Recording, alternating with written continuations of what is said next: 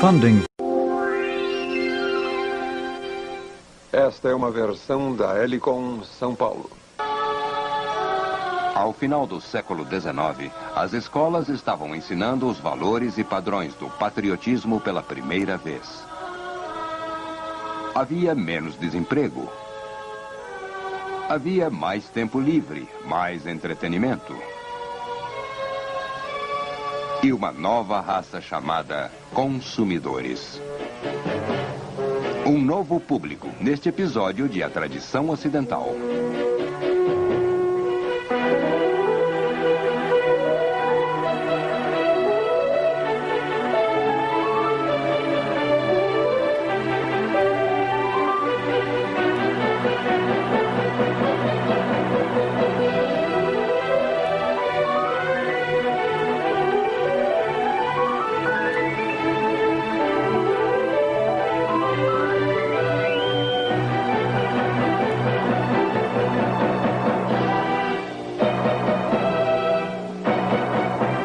Agora, o professor da Universidade da Califórnia, Eugene Weber, em sua jornada através da história da civilização ocidental.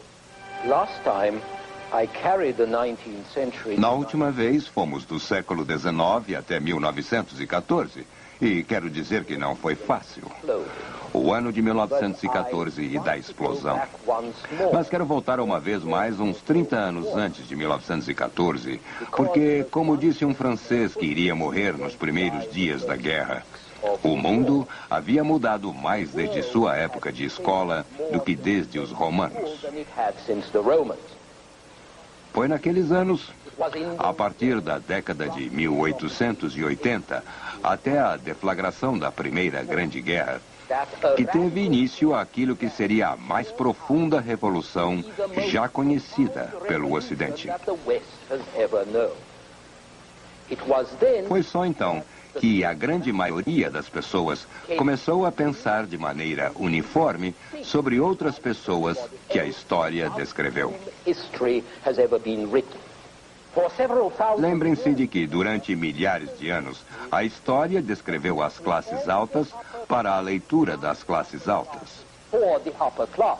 A definição de classe alta pode ter variado um pouco, mas até o século XIX, a alfabetização era essencial para os grupos governantes e seus servidores mais imediatos, clero e ministérios. O registro da humanidade referia-se aos interesses e atividades daqueles que mantinham os registros ou que os liam. Admito que foram registros impressionantes, mas mal chegavam a tocar nas massas, a imensa maioria que só aparecia esporadicamente no palco da história. E mesmo assim, era só como uma massa faminta ou sofredora, ou então em rebelião. No resto do tempo, ou as massas estavam fora de vista, ou serviam como extras em cenas de multidão, em que somente algumas personagens das classes altas se distinguiam. O povo em si dava a cor local, e mesmo as maravilhas da Revolução Industrial mal chegavam às pessoas comuns, menos ainda para os humildes que moravam nos campos.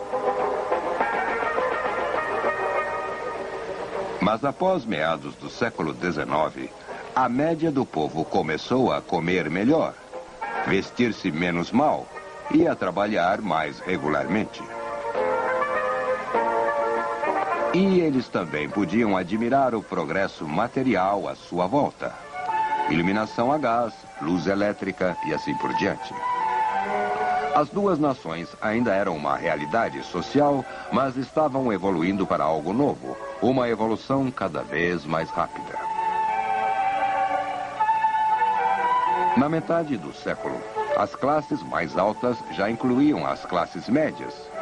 E, na verdade, foi então que o termo classe média apareceu. Um grupo que estava em franca expansão e também de grande diversificação.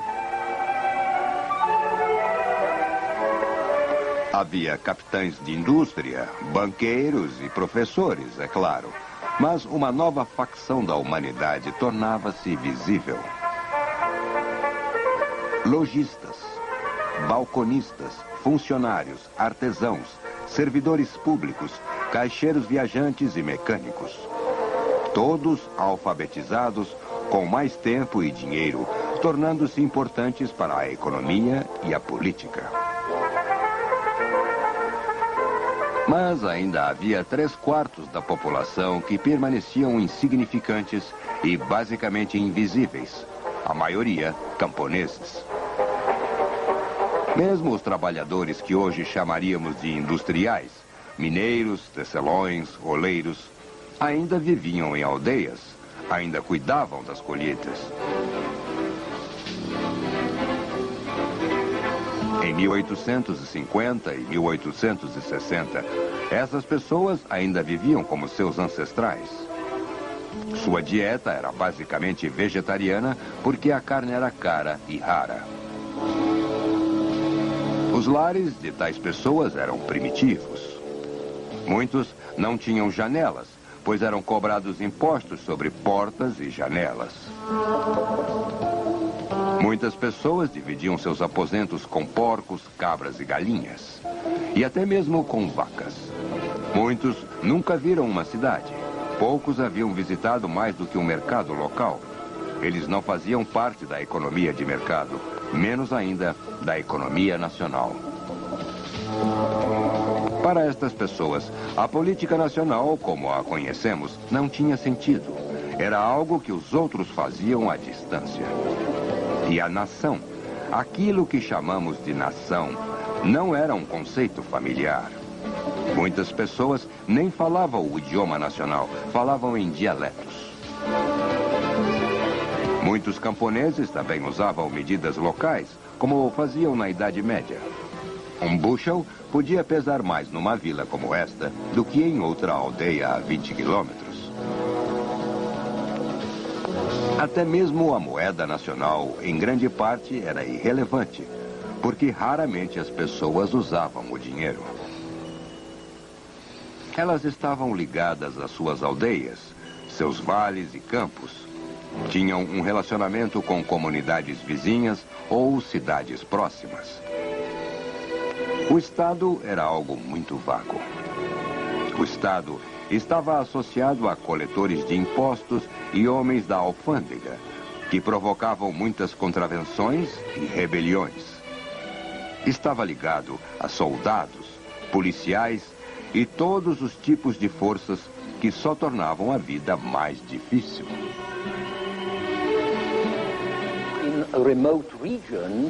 Nas regiões remotas, as pessoas nem sabiam se viviam na França ou na Itália. Não sabiam sua nacionalidade e nem o que isso significava. E por muito tempo, após começarem a votar, elas votavam como o latifundiário, o padre, o prefeito ou o agiota da aldeia diziam que deveriam votar. Tudo isto apenas começava a mudar na Europa de 100 anos atrás. E é sobre isto que eu quero falar neste episódio e no próximo. O processo de integração social, econômica, cultural, nacional. Por que aconteceu, como aconteceu e como afetou a vida das pessoas. Primeiro, o porquê. Nas últimas 3 décadas do século XIX, a Europa Ocidental estava dividida em nações-estado. A teoria das nações-estado era de que todos os seus súditos eram cidadãos, sujeitos à mesma lei, partilhando da soberania nacional que dava autoridade ao Estado. Isto significava que podiam ter seu peso na confecção da lei, pelo menos ao eleger os legisladores. Significava que podiam entender a lei e os processos de eleição e legislação. Portanto, precisavam de um idioma comum. Um país cheio de pessoas que não se entendiam não era uma nação. Seu povo não atingira a cidadania total. Se você quisesse que eles obedecessem às leis, pagassem impostos e servissem no exército, não a contragosto ou com ódio, mas de livre e espontânea vontade, você deveria convencê-los de que era seu país, de que eles serviam a seu próprio Estado.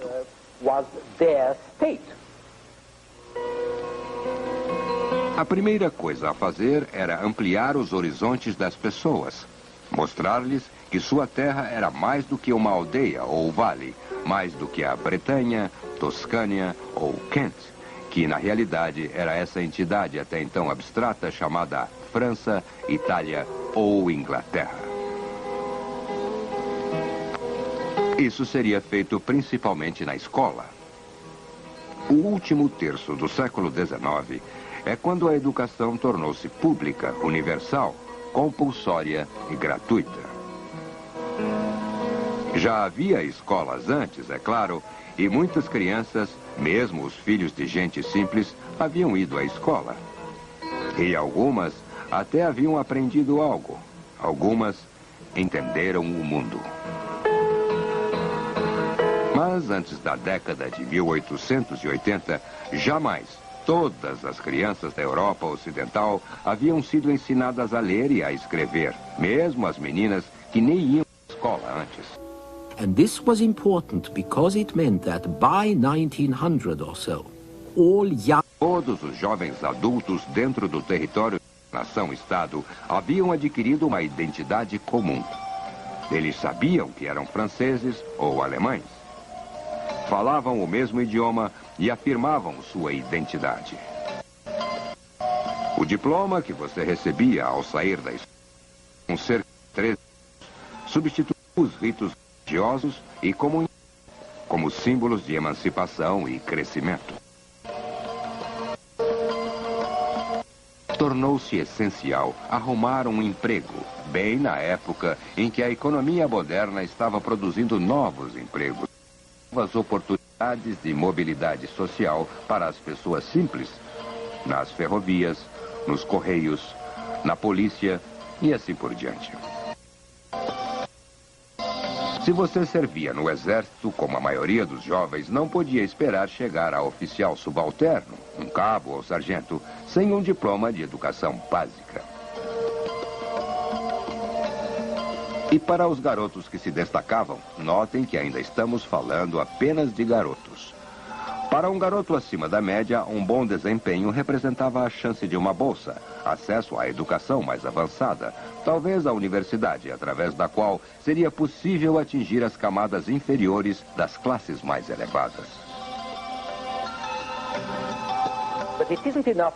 Mas a existência de escolas para as crianças irem não era suficiente. Estudar não é um prazer que as crianças buscam. E os pais não gostam de sacrificar essa mão de obra, o poder de faturamento dos filhos, em troca de uma educação literária. Na verdade, muitos pais do século XIX protestaram, dizendo que enviar seus filhos à escola significava a perda de mão de obra crucial e renda familiar. Quem iria cuidar das ovelhas? Quem iria trazer aquele dinheiro extra com seu trabalho? Sendo as escolas compulsórias e gratuitas, isso era, é claro, um grande custo para o poder central. Mas as classes dominantes sentiam que, antes de mais nada, a integração nacional valia o preço. E segundo, que a sociedade industrial moderna não poderia operar sem um nível básico de alfabetização. Mas isso era a opinião daqueles que votavam as leis. E quanto às massas que obedeciam às leis? E quanto aos pais e filhos? Para respondermos a isso, temos que examinar as mudanças dramáticas que a Revolução Industrial fomentou, especialmente na agricultura, transportes e comunicações.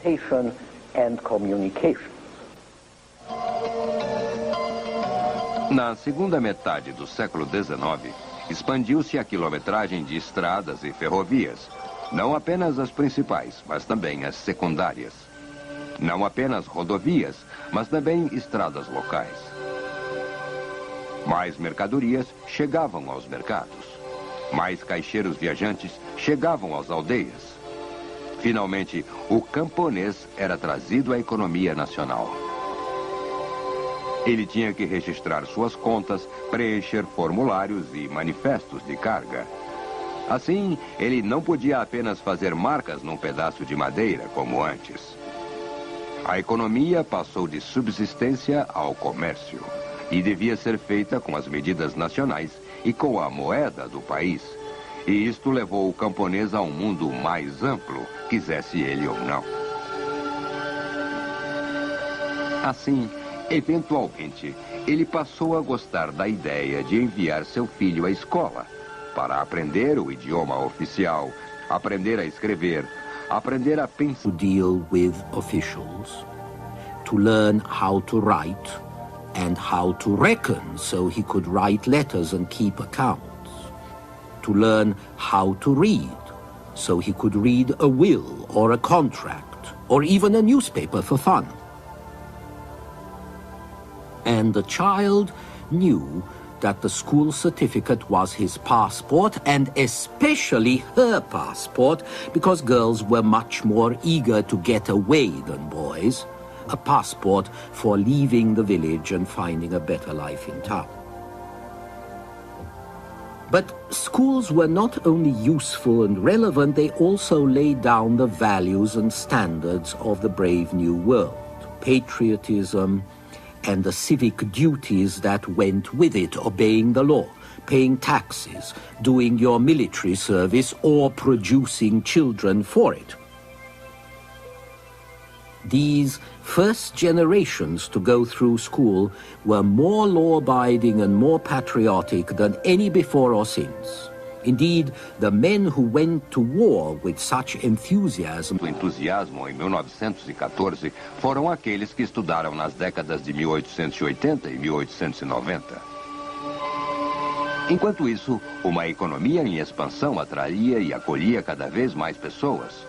Os camponeses estavam circulando pelas fábricas escuras e satânicas, vagando pelas cidades alienantes. Eles chegavam em massa porque, embora as cidades e fábricas fossem desagradáveis e perigosas, ainda eram melhores que a penúria e a miséria da vida campesina.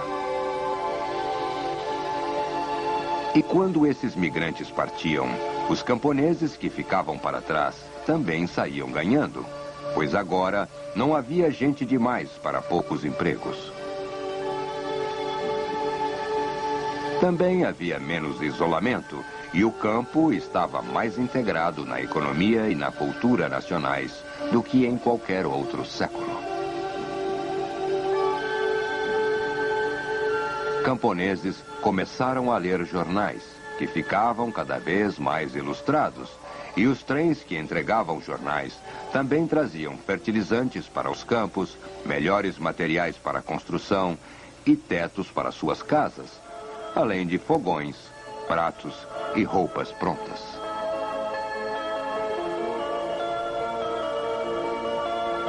Os jovens começaram a usar sapatos em vez de tamancos, especialmente nas danças em que agora podiam ouvir o som de violinos ou mesmo pianos, em vez de gaita de fole.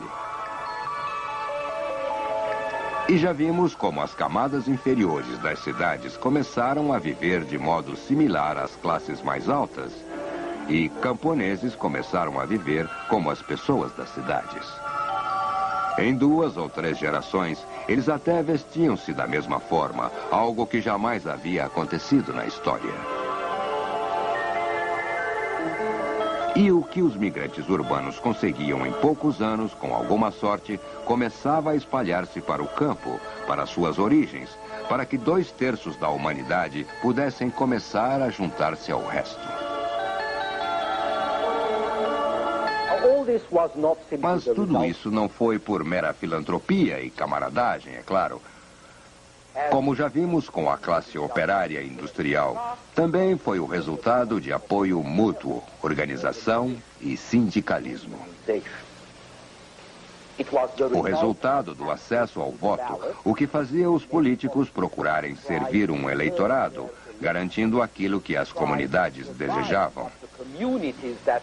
estradas, água, escolas, crédito e empregos. E foi o resultado da maior produtividade, com consequentes preços mais baixos e assim produtos mais acessíveis.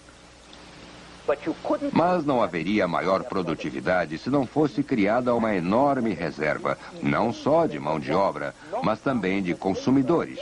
Se potenciais consumidores não fossem transformados em reais consumidores, permitindo que ganhassem o dinheiro para comprar roupas, equipamentos e pequenos luxos que todos queriam, o que antes era impossível.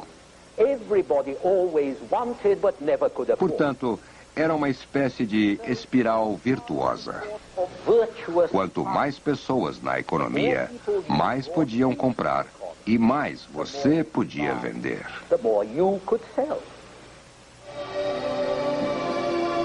Quanto mais você vendia, mais podia pagar salários regulares e até mesmo pagar o mesmo salário por menos horas de trabalho.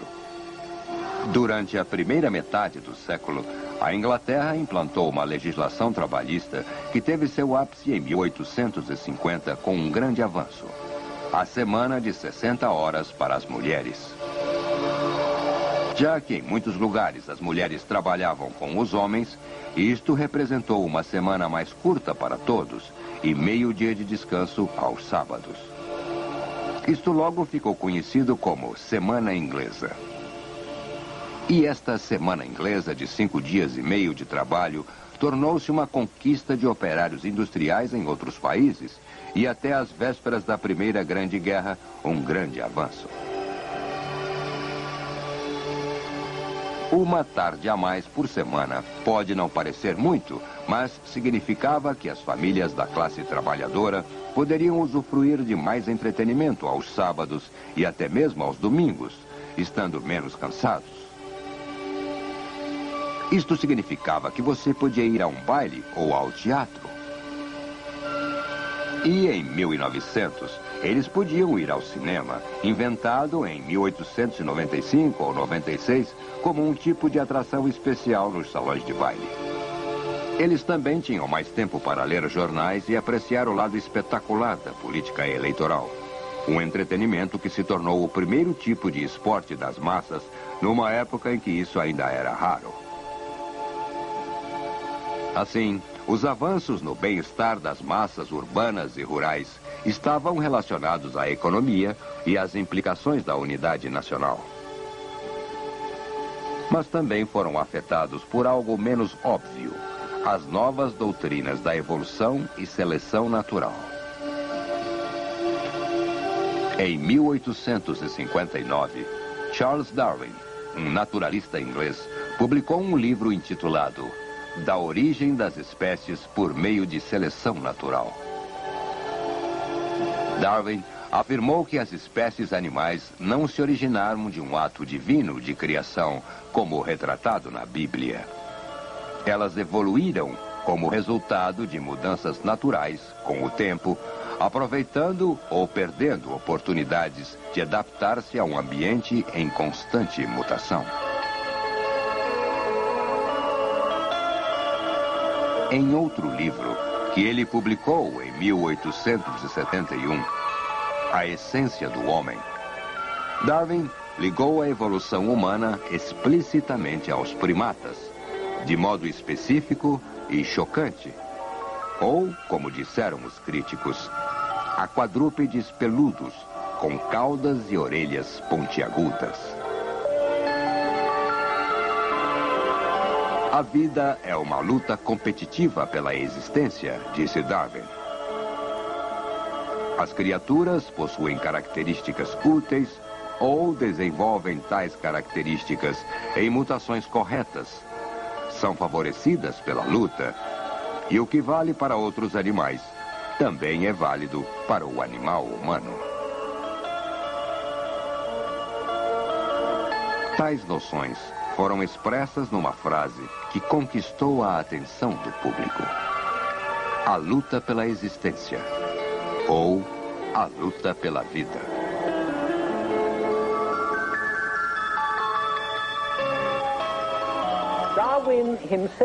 O próprio Darwin, é claro, ia à igreja como qualquer cavalheiro. Mas Darwin era um agnóstico, provavelmente devido a seus estudos para ser um clérigo em Cambridge. Ele não viu fundamentos morais ou religiosos na evolução, somente a chance e a necessidade. Mas alguns dos seguidores de Darwin identificaram a evolução com o progresso. E a ideia geral da evolução das espécies e sua luta pela vida foi rapidamente aplicada às nações, que também pareciam evoluir como os organismos vivos, lutando pela sobrevivência e a dominação. Agora, a história podia ser interpretada em termos de luta pela vida, na qual as nações mais fracas eram executadas e as mais fortes sobreviviam. Mas ainda havia um problema: pesquisas industriais e pesquisas urbanas. Um modismo do século XIX, além das estatísticas que os novos exércitos e as novas escolas públicas forneciam, sugeriam que as nações industriais estavam muito mal preparadas. Uma altíssima porcentagem da população estava em franca distorção e subdesenvolvimento em corpo e mente em péssimas condições. E algo deveria ser feito sobre isso.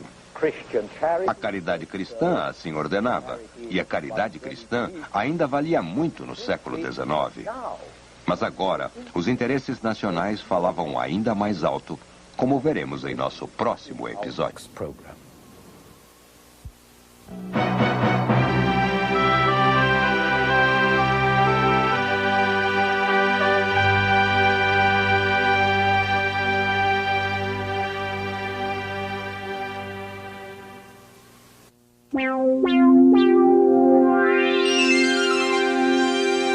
Funding for this program is provided by Annenberg CPB to advance excellent teaching.